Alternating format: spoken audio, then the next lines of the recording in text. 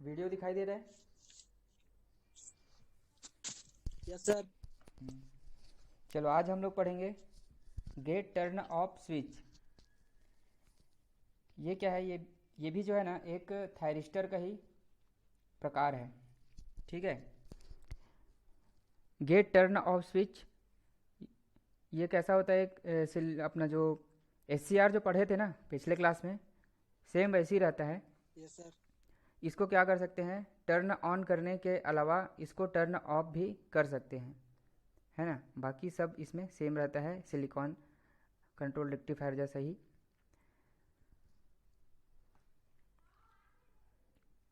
इसमें क्या होता है जीटीओ में, एक इसको एक तरह से बोल सकते हैं कि ये जो है एसीआर का एक एडवांस वर्जन है ना। अपना सिंपल जो एसीआर होता है उसका एडवांस वर्जन है, क्योंकि इसमें हम लोग इसको स्विच ऑफ भी कर सकते हैं। और क्या है इसमें, जीटीओ को, है ना, दो विपरीत ट्रांजिस्टर एनपीएन या पीएनपी, इसका जो बेस कलेक्टर टर्मिनलों को जोड़ के बनाया जाता है।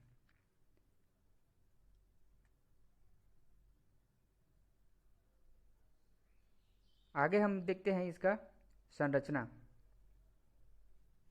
है ना, जीटीओ की संरचना। तो इसमें क्या होता है, इसकी संरचना लगभग एसीआर के समान ही होती है।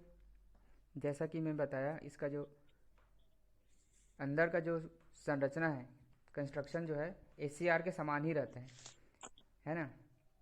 एसीआर की भांति इसमें भी तीन टर्मिनल होता है, एनोड होता है, कैथोड और गेट। ठीक है। गेट। अब इसमें अंतर क्या होता है, इसमें केवल एक ही अंतर होता है कि अगर इसको हम लोग निगेटिव पल्स देंगे, किसको, गेट को, तब ये क्या करेगा, टर्न ऑफ, टर्न ऑफ की स्थिति में ये काम करेगा, है ना। बस यही डिफरेंस है इसमें एसीआर से।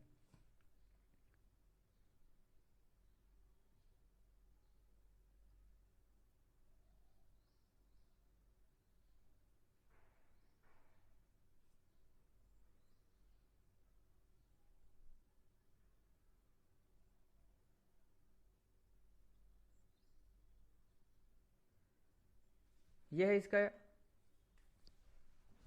संरचना और इसका सिंबल का डायग्राम, है ना। जैसे कि इसमें आप देख रहे हैं एससीआर में जैसे कि होता है पी एन और एन पी, है ना, दो ट्रांजिस्टर को जोड़ के हम लोग एससीआर बनाते हैं। ठीक वैसा ही इसका संरचना है। इसमें क्या है आपका, एक तो एनोड हो गया, दूसरा है कैथोड, तीसरा गेट। इसमें भी अपना तीन टर्मिनल होता है ना। अब इसके सिंबल में हम लोग थोड़ा सा देख लेते हैं। ये सिंबल भी सेम है, बस इसमें डिफरेंस क्या है कि यहाँ पे गेट के पास आप लोग देख सकते हैं कि दो एरो दिखाया गया है, एक अंदर की ओर और एक बाहर की ओर। तो ये दो एरो ये इंडिकेट करता है कि इसको हम लोग ऑन कंडीशन में और दूसरा है ऑफ कंडीशन में, दो कंडीशन में इसको हम लोग ऑपरेट कर सकते हैं। ठीक है।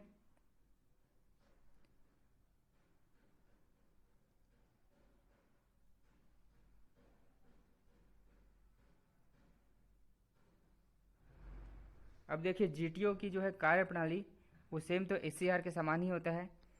क्या होता है इसमें, धारा का संचालन केवल फॉरवर्ड बायस में। मतलब कहने का मतलब ये है कि अगर हम लोग इसको पॉजिटिव दिए, एससीआर में हम लोग क्या पढ़े थे, एनोड को जब हम लोग पॉजिटिव में रखेंगे और कैथोड को जब निगेटिव में, है ना, मतलब ये फॉरवर्ड बायस में रहेगा तभी ऑन कंडीशन में काम करेगा। और यहाँ पे गेट को भी अगर हम लोग पॉजिटिव देते हैं तब इस कंडीशन में क्या होगा, ये फॉरवर्ड बायस में काम करता है ना, और ऑन कंडीशन में रहता है। ये तो ठीक है, हमको पता था क्योंकि हम लोग एस में पढ़ चुके हैं। अब जी में क्या है, एक फ़र्क है कि अगर हम लोग, है ना, गेट टर्मिनल को अगर हम लोग निगेटिव देते हैं, निगेटिव सिग्नल दिए इसको,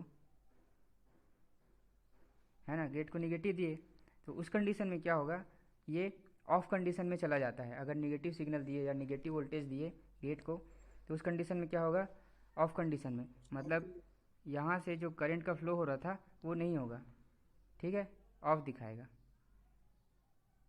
जब पॉजिटिव सिग्नल देते हैं तब ये ऑन कंडीशन, और जब हम लोग गेट को निगेटिव सिग्नल देते हैं तब यह ऑफ कंडीशन में दिखाता है। ठीक है, यही एक डिफरेंस है इसमें।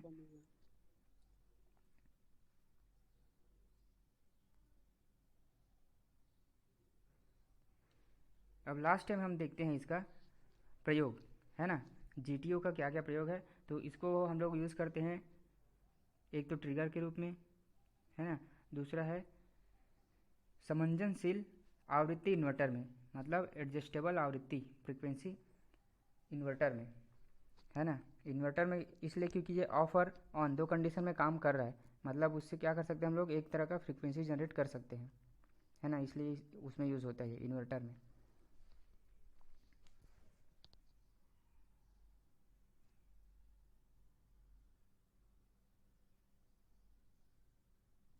ठीक है, यहाँ तक समझ आया।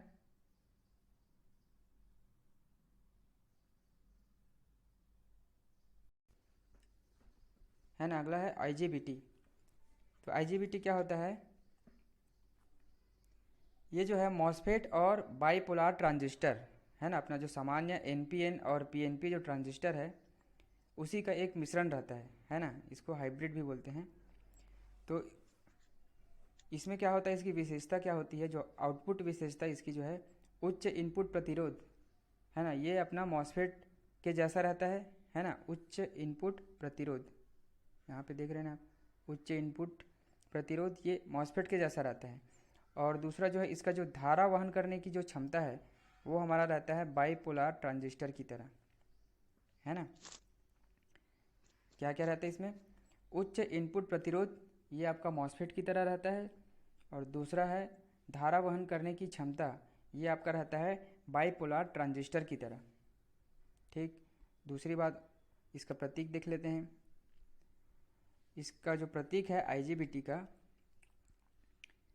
इसमें आपका 3 टर्मिनल होता है, कैथोड, एनोड और गेट। ठीक है, सर। और इसमें जो तीर का निशान है ये आपका बाहर की तरफ रहता है।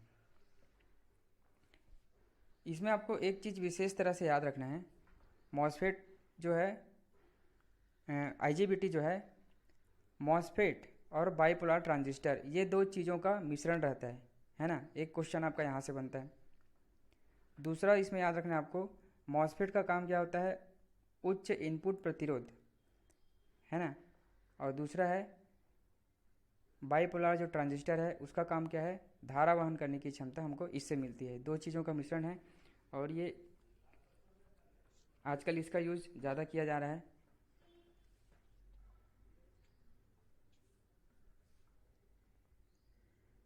आगे देखते हैं हम इसका संरचना, IGBT की संरचना। इसमें क्या होता है, एक N चैनल IGBT इसमें लिया गया है ना, आगे डायग्राम देखेंगे उसमें। और इसमें एक वर्टिकल मॉसफेट, N मॉसफेट। देखो मॉसफेट हम लोग पढ़े थे उस समय, दो टाइप का मॉसफेट पढ़े थे, एक तो आपका D मॉसफेट, दूसरा था N मॉसफेट, है ना।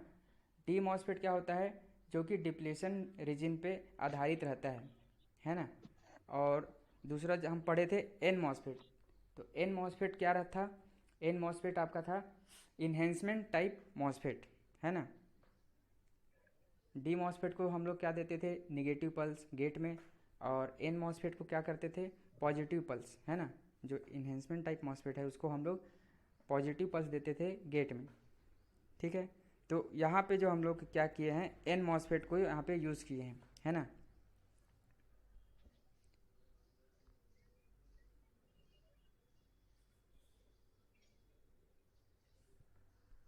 ये आप देख सकते हैं इसका इंटरनल डायग्राम या संरचना बोल सकते हैं इसको।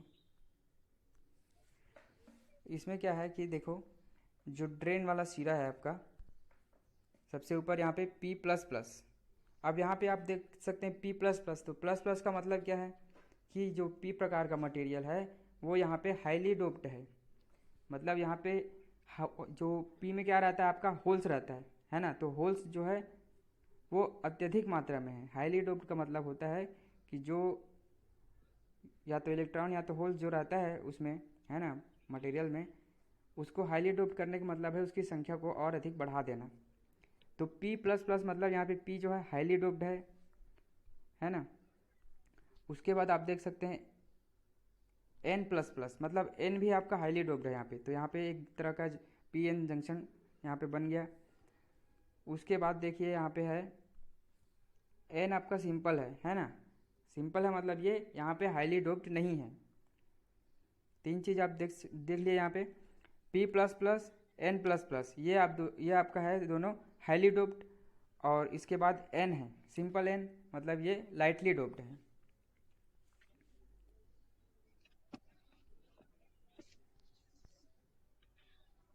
तो इसको हम कह सकते हैं यहाँ से यहाँ तक ये आपका वर्टिकल मॉसफेट है, और ये वाला जो चीज़ है ये आपका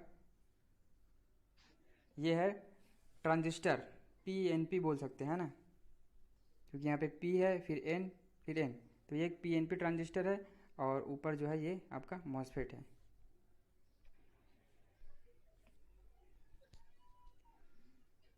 आगे देखते हैं हम इसका।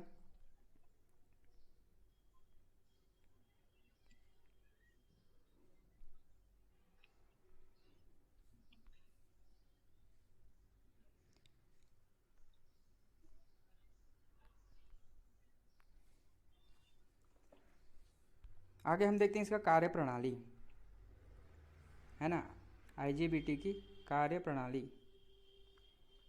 तो देखो IGBT, इसको समझने के लिए यहाँ पे एक डायग्राम बनाया गया है ये। तो इस एरिया को आप देख सकते हैं, ये है आपका एक तरह का मॉसफेट, और ये वाला जो एरिया है ये आपका दो ट्रांजिस्टर को, है ना, NPN और PNP, उसको मिला के यहाँ पे क्या बनाया गया है, SCR, है ना, इसको बोल सकते हैं आप पैरासिटिक SCR।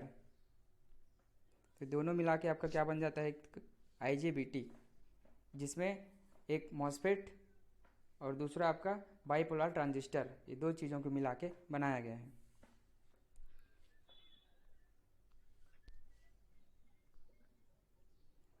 अब इसमें होता क्या है आगे देखते हैं। IGBT में N मॉसफेट, है ना, एक N मॉसफेट लिया गया है जिसके अक्रॉस एक पैरासिटिक SCR, है ना, इसके अक्रॉस क्या है, एक पैरासिटिक SCR लिया गया है। SCR मुख्य IGBT संरचना की ऊर्ध्वाधर दिशा में, है ना, ऊर्ध्वाधर दिशा में मतलब ये ऐसा P plus plus N plus plus N P plus, जो पहले डायग्राम दिखाया था ना मैं, उसमें संरचना से बना है। और इसमें जो है N जो आपका जो है वो निम्न ड्रिफ्ट, यहाँ पे जो हम लोग देख रहे थे, एक मिनट है ना,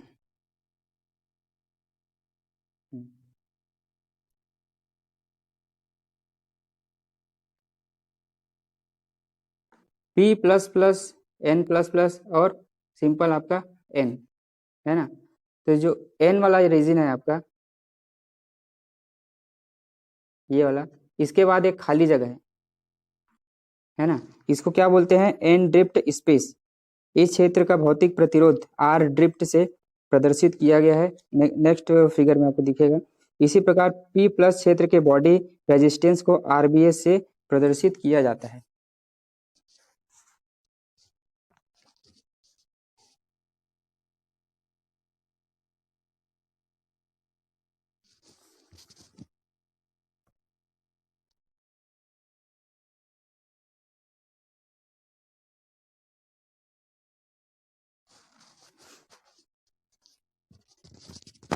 अब इसका देखिए कार्य प्रणाली देख लेते हैं कैसे होता है।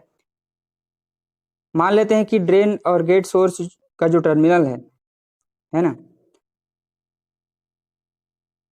उसको हम लोग सोर्स के सापेक्ष धनात्मक में रखते हैं, मतलब आपका गेट भी पॉजिटिव है, गेट पॉजिटिव है और ये पॉजिटिव है, और यहाँ पे ये सोर्स जो है निगेटिव। तो इस कंडीशन में क्या होता है, IGBT का गेट जो है थ्रेशोल्ड वोल्टेज VT से अधिक हो जाता है, मतलब यहाँ पे वोल्टेज एक थ्रेशोल्ड वोल्टेज रहता है, जिस वोल्टेज से अगर ऊपर होता है उस वोल्टेज के बाद ये ऑन कंडीशन में चला जाता है ना। तो जब ये थ्रेशोल्ड वोल्टेज से अधिक हो जाता है तब सोर्स तथा ड्रेन के मध्य एक इन्वर्जन लेयर, है ना, ई मॉसफेट में जैसा बनता है इन्वर्जन लेयर वैसा ही बन जाता है। यह इन्वर्जन लेयर ड्रेन से सोर्स की ओर ड्रेन धारा के प्रवाह के लिए पथ प्रदान करता है। मतलब ड्रेन ड्रेन से सोर्स की तरफ आपका करंट फ्लो होने लगता है। अब ड्रेन धारा का मान पैरासिटिक रजिस्टर की प्रतिक्रिया के द्वारा सीमित रहता है ना। यहाँ पे जो एससीआर है इसके द्वारा इसका करंट का जो फ्लो है वो सीमित रहता है ना। जब आईडी का मान पर्याप्त मात्रा में बढ़ जाता है तब बॉडी रेजिस्टेंस आरबीएस, ये वाला आपका आरबीएस के क्रॉस वोल्टेज ड्रॉप 0.1 वोल्ट के मान तक पहुंच जाता है, जिससे पैरासिटिक एससीआर टर्न ऑन हो जाता है। ठीक है, इसके बाद ही टर्न ऑन होता है। जब ये आपका वोल्टेज ड्रॉप होने लगता है तब टर्न ऑन होता है तथा आईजीबीटी जो है कार्य करने लगता है।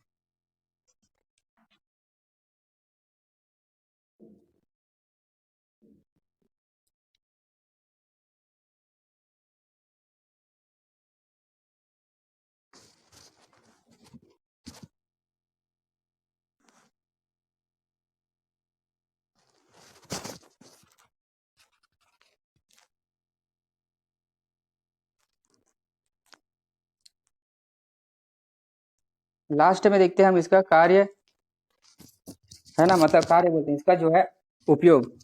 आईजीबीटी का उपयोग कहाँ कहाँ किया जाता है? एक तो हो गया आपका एसी डीसी ड्राइव में, दूसरा हो गया रिले पावर सप्लाई में, और तीसरा है आपका यूपीएस प्रणाली में। ठीक है, और इसका यूज जो है अपना इंडक्शन इंडक्शन हीटर जो होता है ना, इंडक्शन हीटर में इसका यूज होता है एक स्विच के रूप में, है ना।